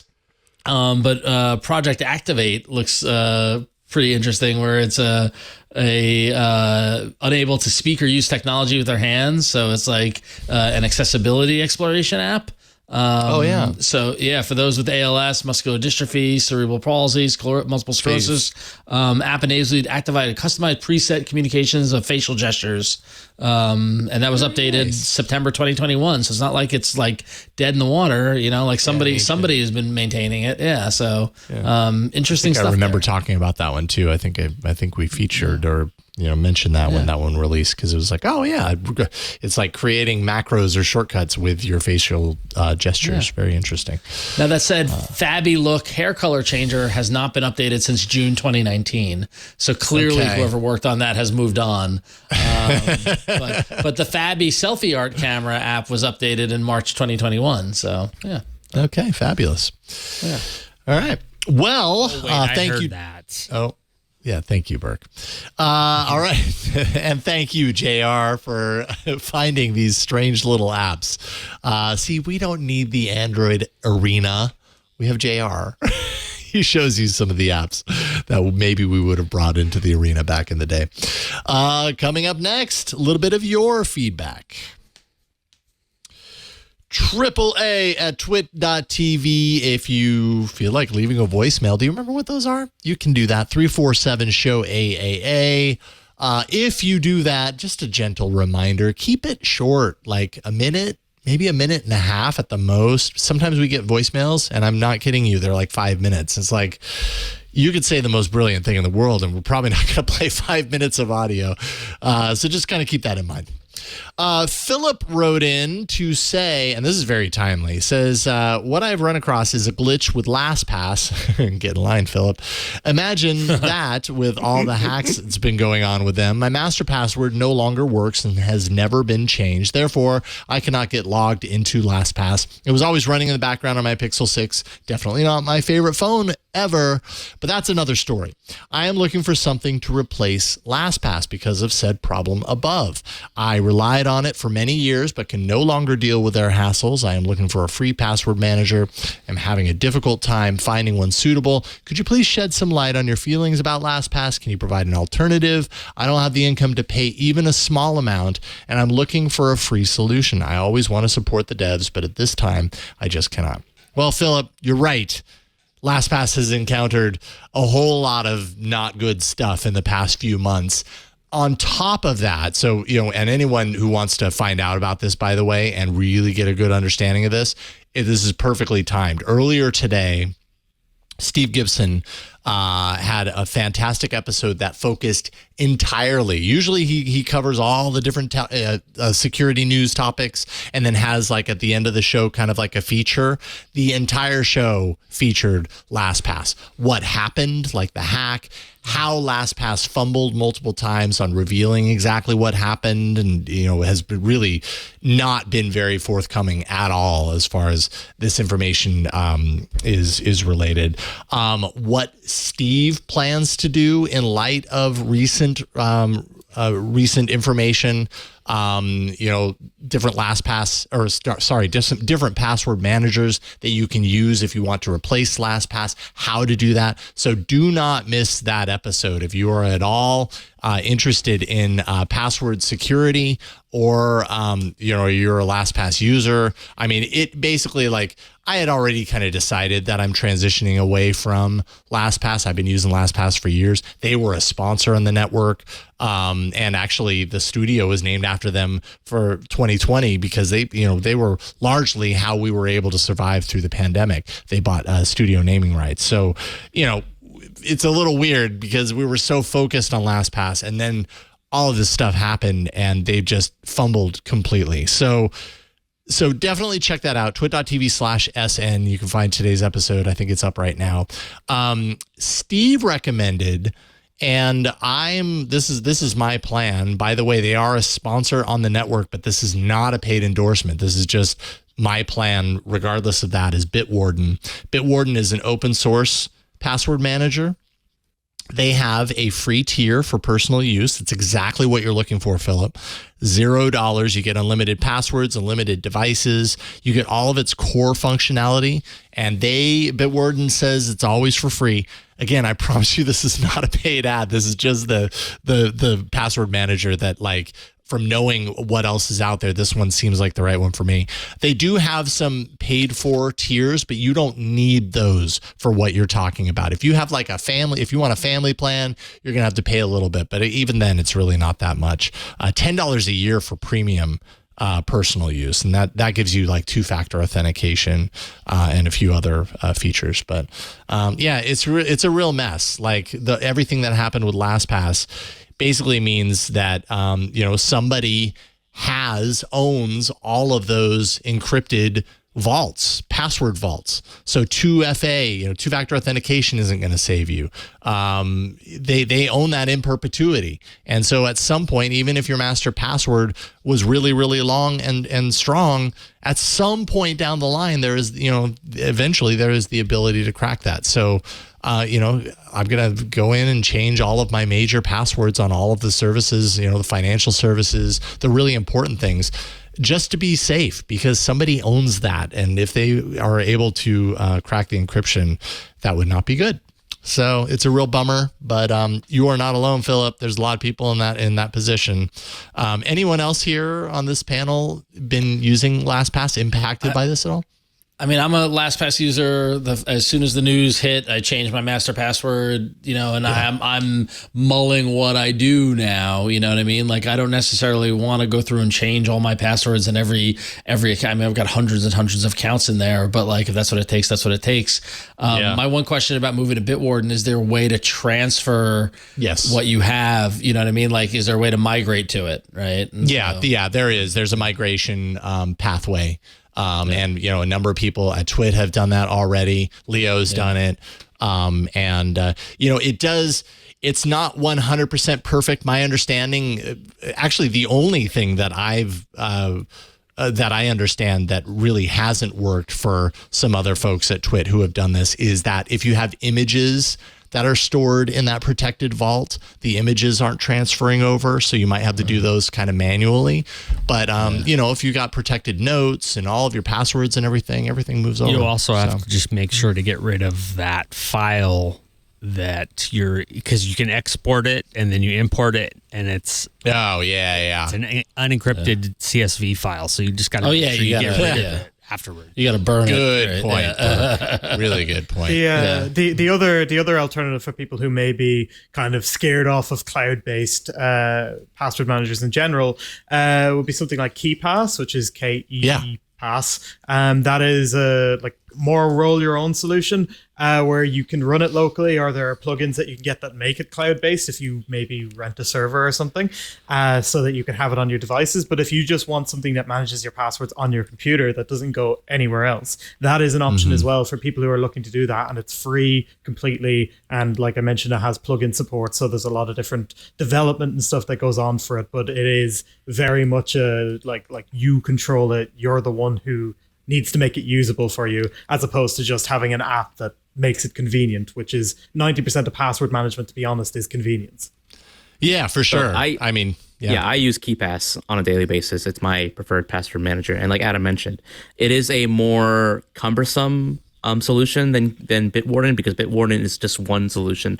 There's one app you install on your phone, and there's one app you install on your PC, and they use, I believe, Microsoft Azure servers. They encrypt your database. Whereas KeePass, there's multiple different apps you could try on Android, and there's multiple different apps you can install on Windows, and they all just have to support the KeePass database extension that your database is stored locally. Like, you actually have the file that you create, and all your passwords are there. It's not unencrypted CSV file. It's its own encrypted file, and you can upload that to Google Drive, Dropbox, OneDrive, whatever cloud hosting service you want, or you can just keep it completely offline if you want. Yeah.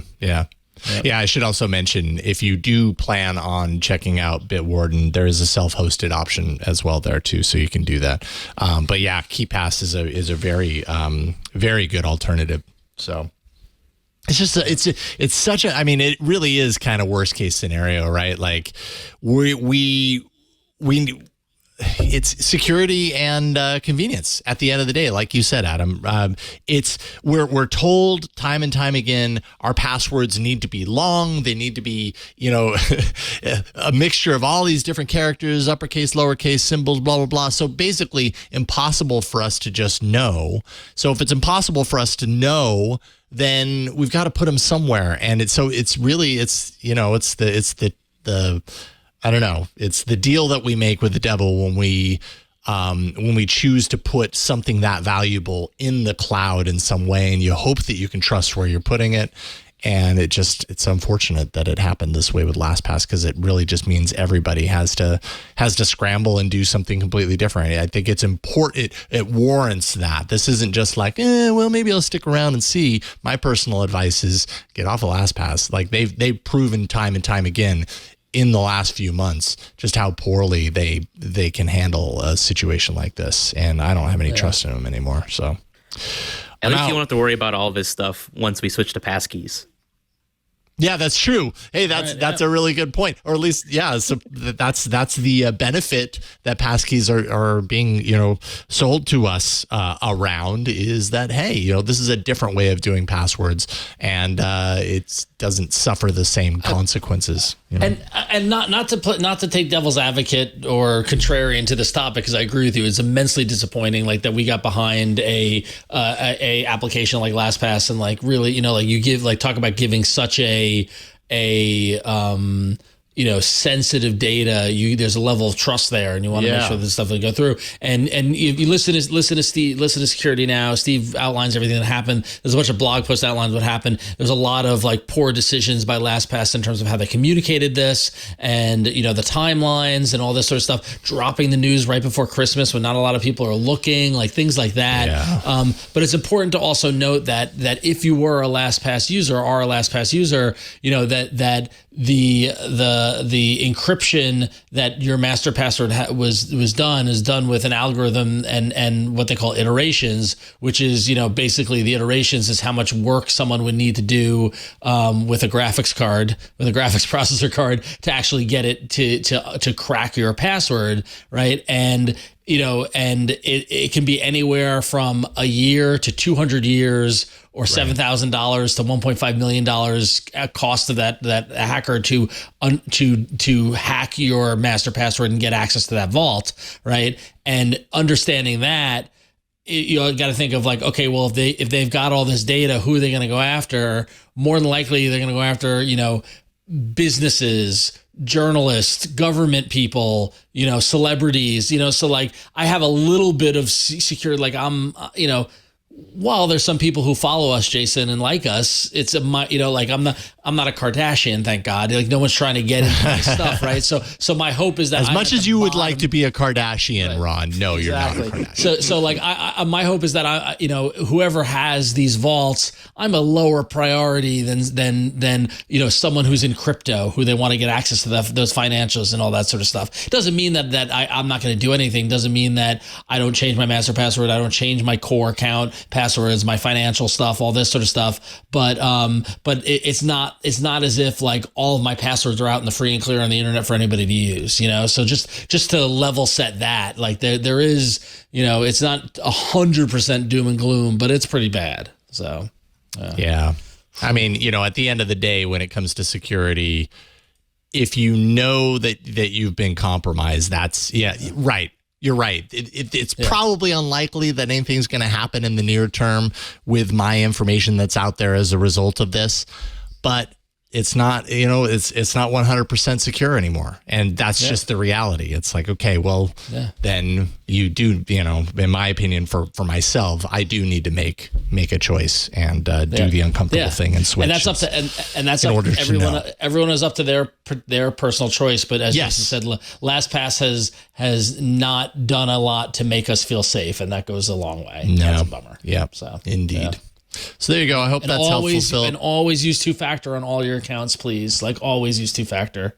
Yeah. Like, you know, I've moved on from using 2-factor to my phone to actually using Google Authenticator where I can. You know what I mean? Like these are, you know, the 2FA on Google is fantastic. Like used whenever you're using an application that has the option to enable 2FA, enable it. Do it, please. Yeah. So you get used to it. It doesn't take long for you to get used to what seems really inconvenient at the beginning, but it really ends up not being. And if you have Google Messages as your SMS app, the nifty new stuff they'll delete 2FA text messages after 24 hours automatically, so you don't have to go and clean up your SMS inbox, which is a great little feature. So nice. There you go. There you go. All right, cool. So on that sunny news, we move to our next email from our good friend Jeff in Knoxville, Tennessee, about something completely different, where Jeff says, if there's ever a sign that pixel advertising is working, this is it. I went to the Apple store today to buy an iPhone for my son for Christmas, and I was chatting with the Apple employee while he was completing my purchase, and he started asking me about the Magic Eraser on my Pixel phone and telling me how cool it looks. You know the pixel advertising is working when an Apple Store employee admits that he's a bit envious of this pixel feature. And that is one of the main reasons why Magic Eraser has been one of the cornerstones of Google's advertising this round of Pixel. I think I told the story on the show the other day when I was in the bagel place and I took out the Pixel 7 and the guy was like, "Oh, is that Magic Eraser phone?" and like asked to see it and all that sort of stuff. Like people do notice the photography stuff that the Pixel brings to the table, the features, and so that's a very funny scenario where an Apple Store employee was asking about it. So I think it's funny though as well. Yeah, like it's a feeture I don't end up actually ever using. Exactly, that was exactly what I was gonna say, Adam. You took the words out of my mouth. Like it's neat. It's neat. I used it a couple of weeks ago. We took a picture of my kids, and my wife was like, "Oh, use Magic Eraser to get that stuff out the background," and I did it. So it was cool. So that is the first person who has ever said, "Hey, use Magic Eraser." Possibly. Yes. How do you know it's Ron's wife? It's because she knows what Magic Eraser is on the Pixel phone and says, "Hey, you should use this." Married to an all-fat Android host. If you zoom in on photos when you use Magic Eraser, it's like, obviously, you know, most of the time it's going to be for social media, so like nobody cares in that instance. But if you're using it like to take a photo, I remember I used it in London where I took a photo and there were loads of people in the picture and I was like, "Oh, I'm going to use Magic Eraser." It's automatically identified everybody. And it was such a mess when it was done, like when it removed the people. It was like, "Oh, well, this just looks like there's loads of like ghosts."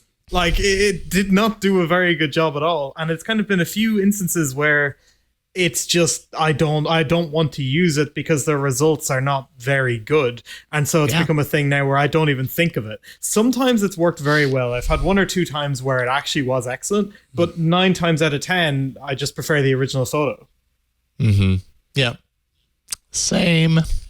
Totally. Listen, Google has inspired me to be on a mission to erase all the chain link fences in all of my photos. And does it work? Yep.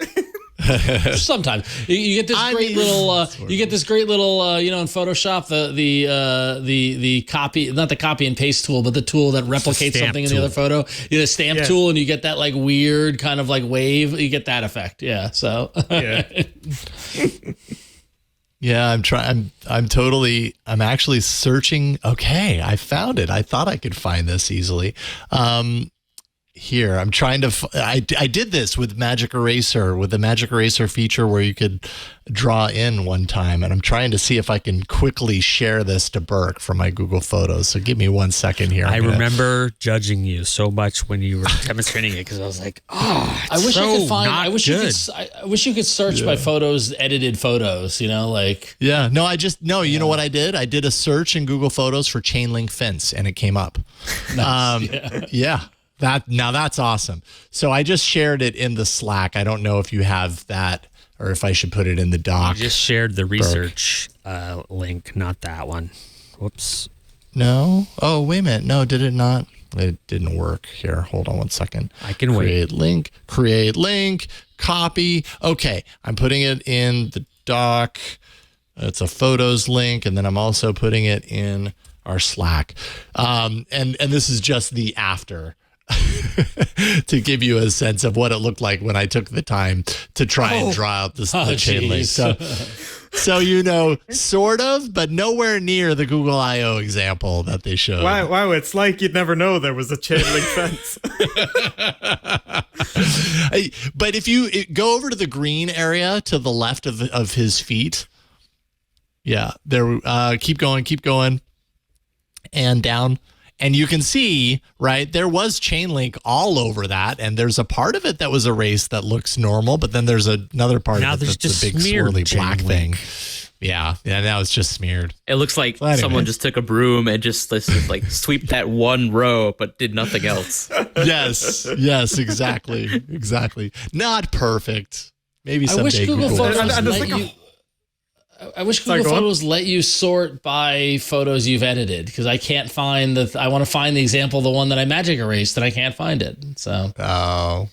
Yeah. It's embarrassed. That's why.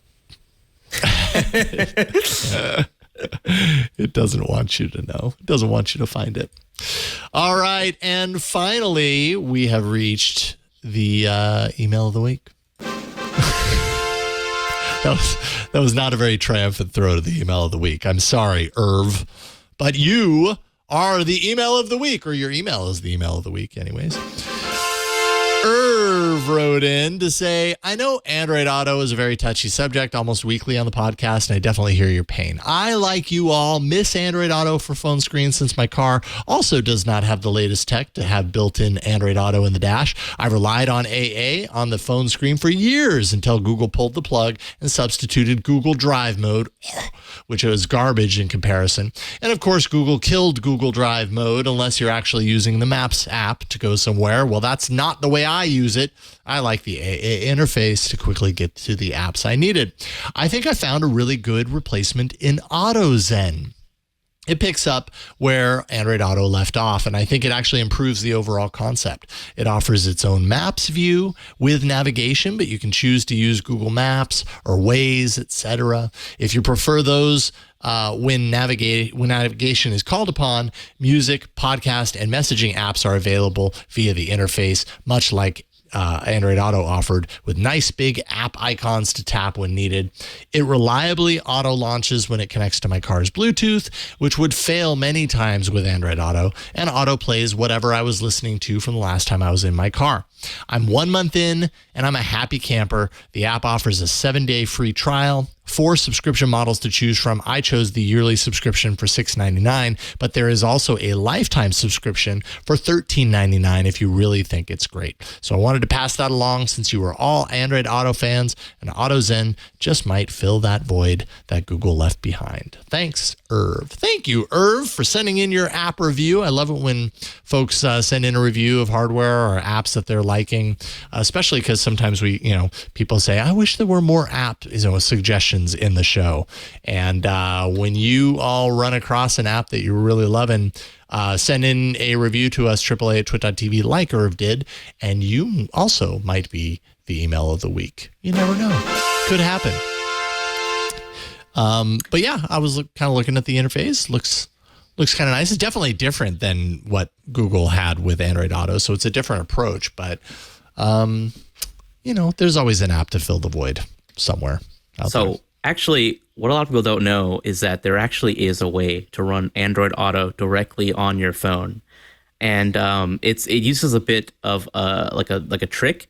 So in Android Auto's settings, there's a developer mode, and what you can do is once you enable that, you can start the head unit server. So the way Android Auto works is that you have this server, Android Auto, running on your phone, and when you connect to your car's head unit through wired or wireless connection, you're projecting this interface that's running separately on your phone to the car's head unit. But instead, there's a way to launch the Android Auto head unit server on your phone and then connect to that server from your phone. So you're launching Android Auto and connecting to it all on your phone, all in this one big circle. And if you download this app on Google Play called Head Unit Reloaded, it allows you to actually launch Android Auto in this self mode. So go check that app out. It does have a subscription model. There's a trial option. You can see if it works for you, but I can confirm it does work. You're able to launch Android Auto on your phone screen this way. And it is the full Android Auto. It's not like a replica like the AutoZen app that was mentioned in the email of the week. Right. So try it out if you want. I believe there's a trial version of the app available. It's a very neat option if you have like a tablet that has LTE and you just want to run Android Auto on that, stick it in the car. That's actually something I plan to do later on when I find time. But yeah, there's another option for you if you don't have Android Auto built into your car. That's a great tip. Head Unit Reloaded emulator for Android, I think, is how it comes up on the Play Store. That's what it's listed as, and it's $4.99 to buy that. And you've got the kind of the big buttons. I think I'm looking at the same one that you're talking about. Is it Head Unit Receiver Emulator for Android Auto? Yeah, this would be it, I think. Last updated on June 21st, 2020. There we go. Cool. All right. And thanks again for emailing everyone who sends in emails. We really do appreciate it. AAA@twit.tv. And thank you for being our email of the week. And we've reached the end of this episode. And it is time for Adam to go to bed because now it is. Jeez. It is actually 3 a.m. It is 3 a.m. We did it. We made it. And is very Adam tired. actually I was going to say, is Adam actually tired at this point? He is. I'm getting there, yeah. He's a trooper.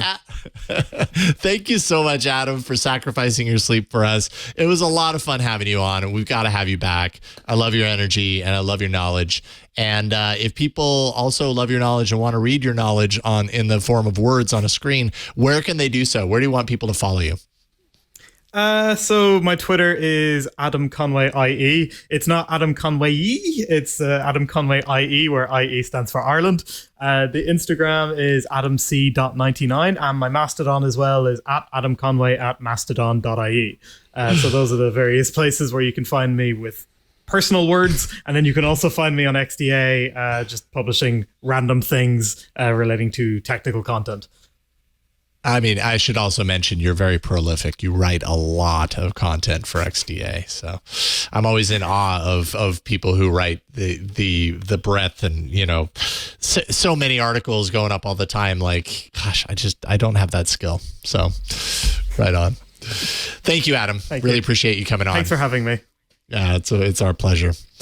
Michelle, always love having you on the show and love what you bring. What do you want to leave people with here at the end of this first episode of the new year? So if you want to follow me and find out what's happening in Android, I'm on Twitter @MishalRahman. Also on Mastodon on the Android developer server. So that's @MishalRahman @androiddev.social. It's a pretty lengthy address. But if you want to follow the work that I'm doing, I write at blog.esper.io, which is a company. It's not a traditional media publication. We're a company that specializes in device management for Android. So if you have a fleet of devices, you want to manage them, check us out, esper.io. Right on, esper.io. Good to see you, Michelle. Happy New Year. And thanks, man. We will have you back soon. And then Ron, you're okay. You're fine. I'm hanging in. Yeah. Always good hanging out with you, man. What do you want to leave people with? Just start the new year by following me. I'm still, I'm still on Twitter and on Instagram @RonXO. I'm also on Mastodon. Just search RonXO. You'll find me on mastodon.social or something like that. But yeah, that's it. Just to get excited for a new year. Excited for counting the days / months until we get our hands on that Pixel tablet. And just excited for another year of Android with you, Jason, Michelle, Huynh, Flo, the whole crew, even Burke. I'm excited to be here. So even Burke. Well, thanks, Ron. And yeah, big thanks to J.R. Raphael for always giving us some great videos to play and into the new year. Looking forward to what he's got. Thanks to Victor behind the scenes. Thanks to Burke, of course, behind the scenes for helping us do these shows each and every week. And you can find me at Jason Howell on Twitter, although I'm not really that active on Twitter right now. You can also find me on Mastodon, twit.social/@Jason Howell. Do not forget, we have a subscription tier called Club Twit that has been really helpful at helping us keep the lights on because, you know, the economy is just kind of a crazy thing right now. Sponsorships, you know, they fluctuate, but the club is always there. So we really appreciate it. If you are a fan of Twit, check out Club Twit. All of our shows with no ads. You also get exclusive Twit Plus podcast feed content, tons of extra content, in fact, and members-only Discord. That's just a heck of a lot of fun. $7 a month. That's it. $7 a month. You can pay for a full year, $84 per year if you go that route. But twit.tv/clubtwit is the place to go to check that out. As for this show, we do this show every Tuesday evening. It publishes late in the evening, early morning, even later in the evening and early morning for Adam, where he's at. But twit.tv/AAA is the show page on the web where you can go and subscribe, and then you don't have to wait up or even host the show in order to, you know, be awake when it comes through. You can just wake up the next morning and it'll appear on your phone and your podcatcher like magic. So twit.tv/AAA. Thank you so much for watching and listening, and we will see you next time on All About Android. Happy New Year, everybody.